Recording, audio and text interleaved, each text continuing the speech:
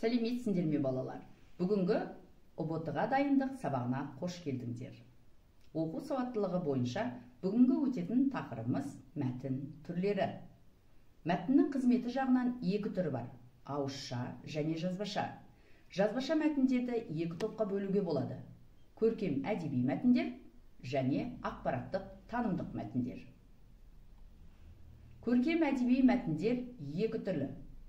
Бірінші, ақынның жан тебірентетін өлеңдері, оған лирика, ода, элегия, баллада, сонет жатады.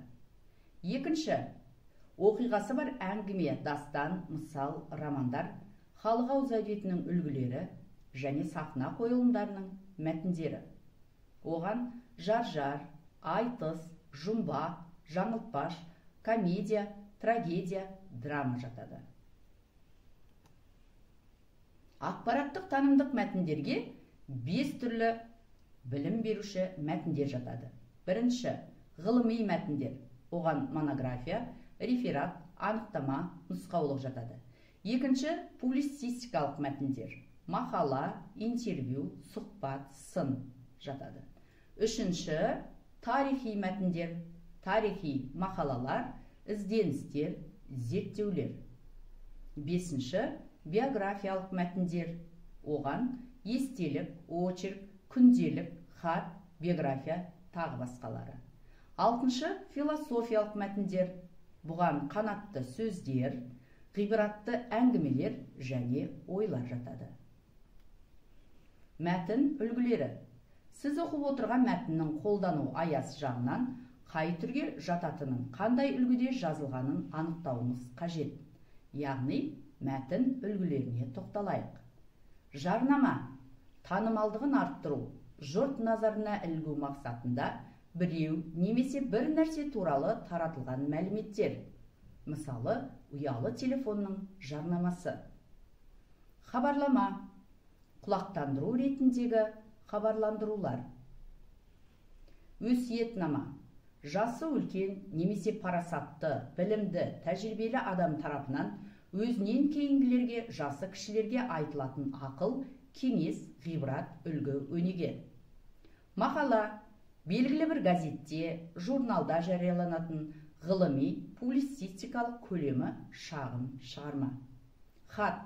Біреуге немесе бір мекемеге хабар жіберу үшін жазылып қойылған не жөнелтілген мәтін. Ақпарат. Бір зат не құбылыс жайлы дерек, хабар, мәлімет. Мысалы, кез келген техникалық затты қолдану, қауіпсіздік ережелері туралы нұсқаулық. Келесі, мәлімдеме, белгілі бір оқиға туралы ресми хабарлама. Аңыз. Өмірде болған адамдардың, тарихи тұлғалардың бастан кешкендері туралы ел аузындағы әңгіме. Шешендік сөз. Қазақ ауыз әдебиетіндегі әрі көркем, әрі шағын дидактикалық жанр, ғибраттылық мәні, өнегелі ой тұжырымы бар, айрықша тапқырлық танытатын нақыл сөз. Келесі, эссе. Әдеби, философиялық, әлеуметтік және басқа да тақырыптар еркін түрде жазылған, жүйеге салынбаған ғылыми емес очерк. Ендеше сіздермен мәтін бойынша жұмыс жүргізейік. Тақсоба шешен жолаушылап келе жатып, бір ауылдың сыртында қозы баққан 8 жасар балаға жолығып, «Балам, бұл қозы кімдікі?» деп сұрапты. «Ата, бұл қозы қойдікі».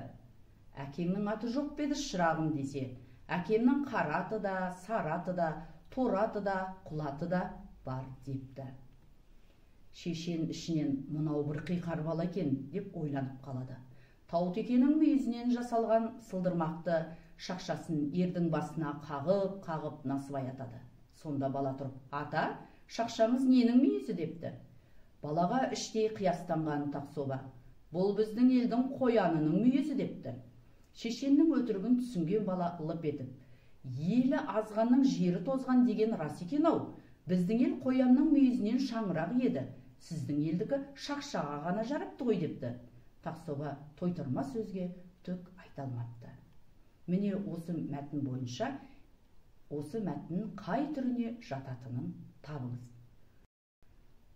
нұсқасы философиялық, В нұсқасы ғылыми, С нұсқасы шешендік сөз, Д биографиялық, Е публицистикалық. Ендеше дұрыс жауабына мән берейік. Бұл мәтін А нұсқасында берілген философиялық мәтінге сәйкес келмейді.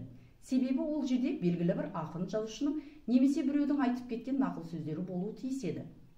Ал В нұсқасындағы ғылыми мәтінде термин сөздер қолданылуы қажет.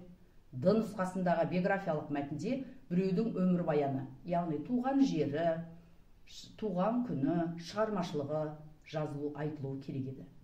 Е нұсқасында публицистикалық мәтінде оқырманның назарын аударатын айбындық құралдар қолданылуы керек еді. Мәтінде бала әрбір сөзді тапқырлықпен айтып отыр. Сол себепті бұл мәтін шешендік сөзге жатады. Міне мәтінмен жұмысты осылай үлгілеріне қарай, түрлеріне қарай жүргізу, дайындалуға болады.